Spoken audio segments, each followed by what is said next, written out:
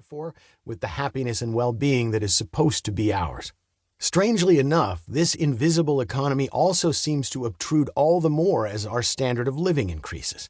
Perhaps this is because when we attempt to build a world in which the only things we weigh and measure are money, time, and materials, we momentarily deceive ourselves that this is the only economy in which we are involved. Then, because we can never escape its primordial tug, the invisible economy, concerned with weighing and measuring transgression and innocence, disrupts and mocks the well-measured world of money, time, and materials that we have constructed and demands our full attention. Alexis de Tocqueville, the great author of Democracy in America, seemed to think this twofold economy was always going to haunt us.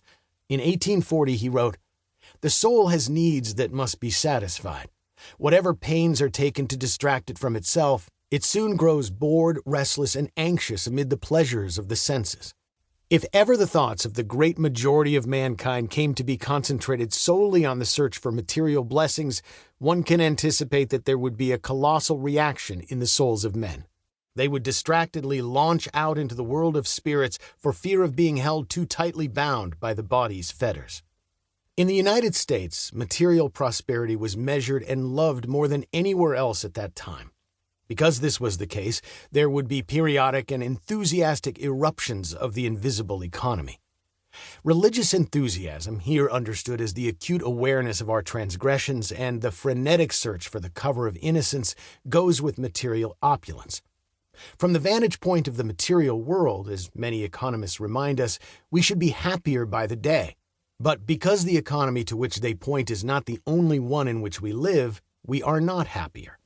Man, the material being who knows the material world, is not the only measure of who he is. Furnished with material advances that lift him to unimaginable heights and haunted by unpaid or unpayable debt from his transgressions, which draw him into wretched darkness from which he cannot escape. That is man. Section 4. The twofold economy of ours, the one visible and the other invisible, is quite clearly on display these days if we know where to look.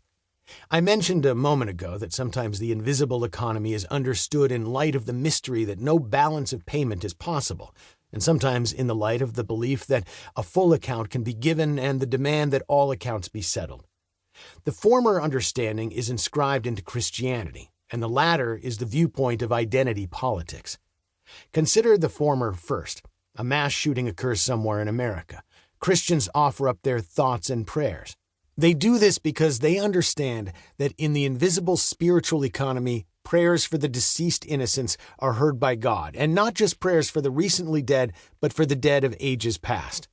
That is why in the invisible spiritual economy, prayers for the recently deceased are as efficacious as are prayers for African slaves who died on their way to or on American soil hundreds of years ago. For those oriented only by the material economy, this is senseless gibberish. A transgression has occurred and it must be paid for, say by changing gun laws, or if it were 1865 and we could actually count the cost, by making reparations for slavery. Material suffering requires a material recompense. The balance of payments in the visible economy must be observed. In the invisible spiritual economy, on the contrary, payments never quite balance, at least not in our lifetimes. The innocent suffer, and we do not know why. Good people die, and bad people live. Christian prayer begins and ends with the incontrovertible fact of the imbalance of payments. Innocent people were gunned down. Where were the scales of justice? Innocent slaves died wretched deaths. Where were the scales of justice? The material economy promises much, but because of the incontrovertible fact of the imbalance of payments, the invisible spiritual economy can never be supervened by the visible economy. Money, time, and materials render a portion of our life visibly coherent and manageable, but not all of it. The justice of payment alone does not fully comprehend the world. Uncompensated suffering and mercy, too, have their place on the invisible balance sheet of life that only God understands. So declares the Christian. We live within two economies. The one involves payments made and payments received. The other involves something deeper and more impenetrable, an economy within which we are to prayerfully abide, but which we cannot alter. The betrayal of Christ by Judas in the Gospel of Matthew illuminates the collision between these two economies. Judas